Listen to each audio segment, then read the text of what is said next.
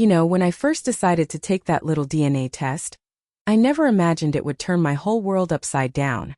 I was just sitting at my kitchen table one afternoon, sipping on my chamomile tea, the kind I always drink when I want to calm my nerves after a busy day with the grandkids. Sophie was drawing in the living room, and Max was building towers with his blocks, laughing like the little troublemaker he is.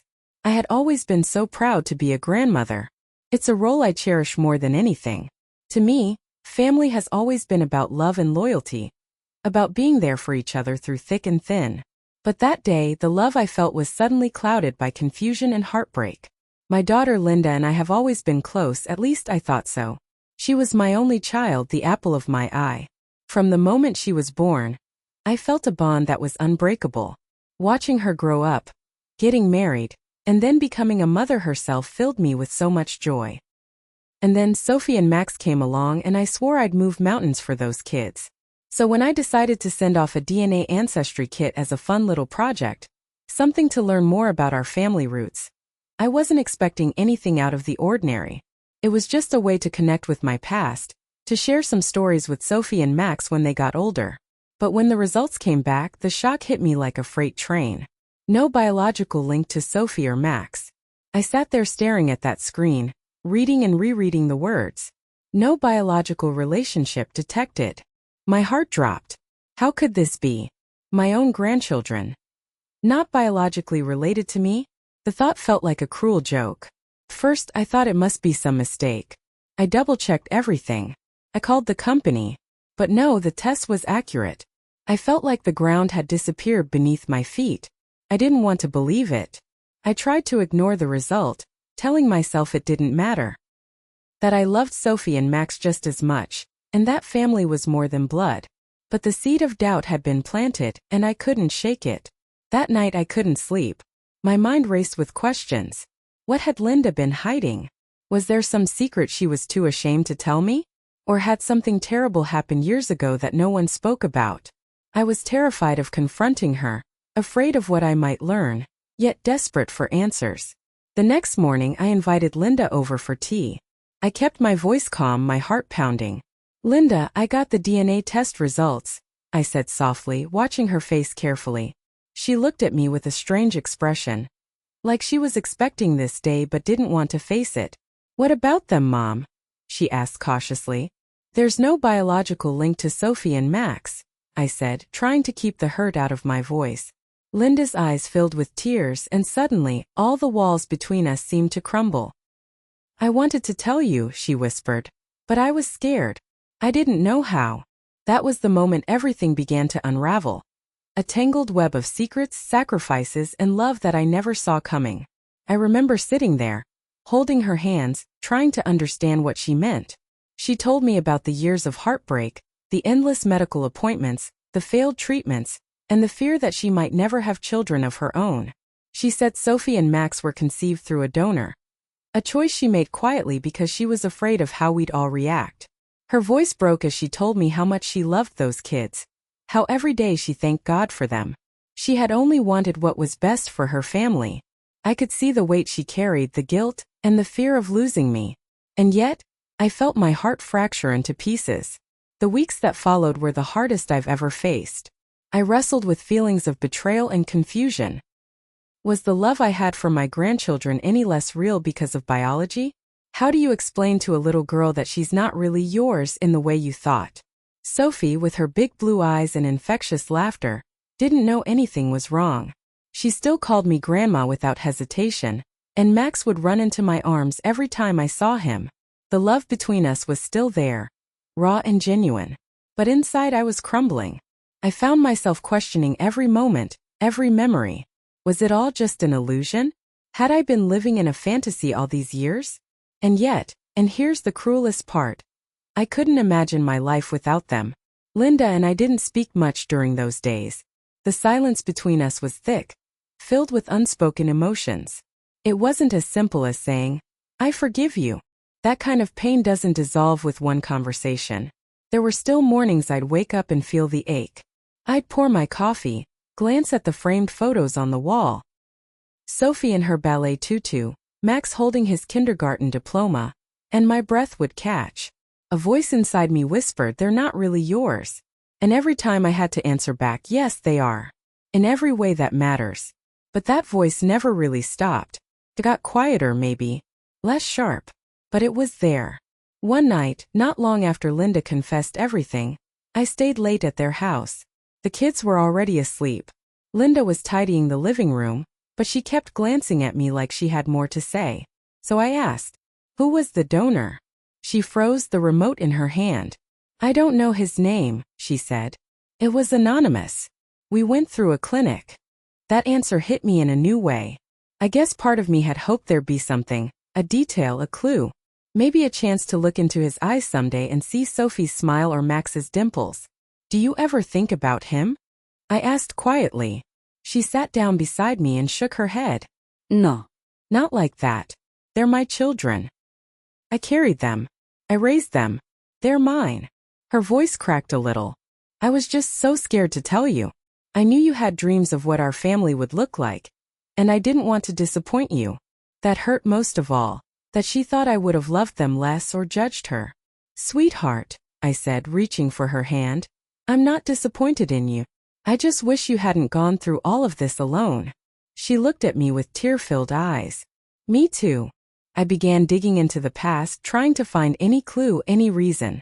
I talked to old friends, relatives, and even Mark, Linda's husband. But everyone seemed protective, careful not to reveal too much. I learned that Linda had struggled silently, battling infertility and deep personal pain. She felt trapped in silence, fearing judgment and disappointment. Her choice to use a donor was made in secret, a private decision meant to shield us all from heartache. Slowly, the anger began to melt away, replaced by a growing understanding. One afternoon, I sat down with Sophie and Max and told them a little story. "Do you know what makes someone family?" I asked Sophie. She shook her head, her curls bouncing. "It's love," I said softly. "It's being there for each other, no matter what." Max looked up, smiling. "Like Grandma?" "Yes, exactly like Grandma," I smiled back. From that moment, I decided I would no longer be a grandmother in name only. I would be their grandma in every sense of the word. I told Linda I was proud of her, that I loved her and the children fiercely.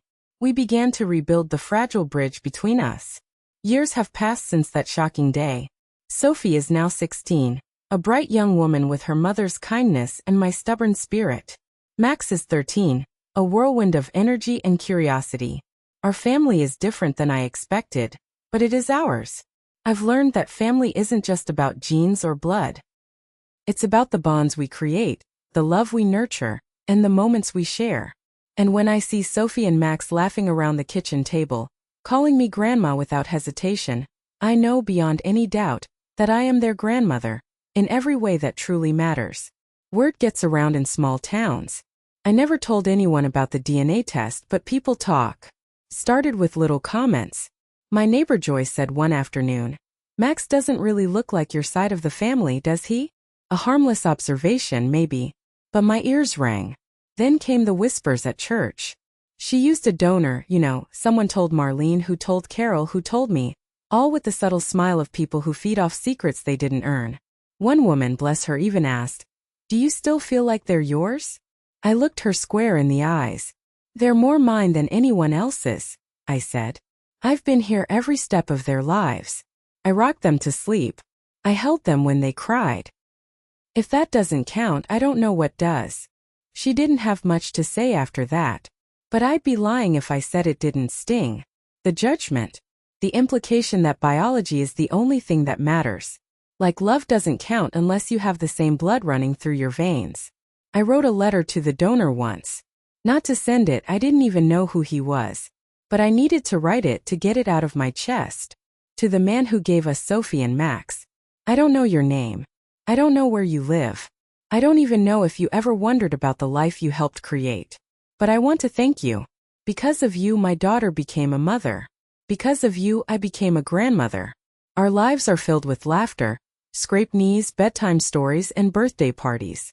Because of you, I have a reason to get up in the morning, a reason to smile when I see crayon drawings stuck to my fridge. You may not be part of our lives, but your gift shaped our family. And for that I am grateful. They may not share my blood, but they share my heart. And that is enough. I folded the letter and tucked it in the back of my journal. Sometimes I reread it when the ache returns. I used to think being a mother and later a grandmother came with a blueprint. You raise your children, they grow up, marry, have children of their own. You get older and watch the legacy unfold. But life isn't a neat little story. Sometimes the family tree has strange branches. Sometimes love arrives in unexpected packages.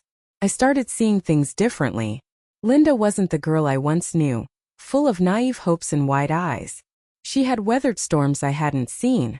She had grown into a strong, complex woman who made impossible choices. And I was proud of her. More than that, I admired her. It happened sooner than I expected. Sophie was about 12 when she asked, "Grandma, do I look like you?" I smiled. "Maybe not exactly. You've got your mama's eyes." She tilted her head. "But I don't have your hair color or your nose. Max doesn't either." My throat went dry. She was quiet for a moment, then said, "I saw a folder in Mom's drawer. It said donor information." My heart stopped. I took a deep breath and reached for her hand. "Yes, honey," I said gently. "Your mom and dad needed help to have you and Max. They used a donor. That doesn't change how much we all love you." Her eyes welled up. "Does that mean you're not really my grandma?" Oh, that question pierced me like a blade. "Sophie," I said, my voice shaking, "I have been here since the day you were born. I held you when you were just minutes old. I kissed your scraped knees, helped you with homework, and cheered at your school plays." I put my hand over her heart. "I love you more than anything. Nothing will ever change that." She leaned into me and cried. So did I. Last Christmas, Sophie gave me a handmade scrapbook. Inside were photos of us through the years. Birthday cakes, zoo trips, bedtime reading. On the last page she wrote, "To my grandma, you're not just in my family tree. You're the roots." I cried for hours after reading that. You see, I used to think legacy was something passed down in genes and eye color. But Sophie and Max taught me something else. Legacy is love that echoes through generations, even if it didn't start in the womb. It's the recipes we pass on, the bedtime stories, the whispered, "I love you." It's the laughter that fills a home, the hugs that heal, the patience, the lessons, the second chances. They may not carry my blood, but they carry my love. And that, my friend, is everything.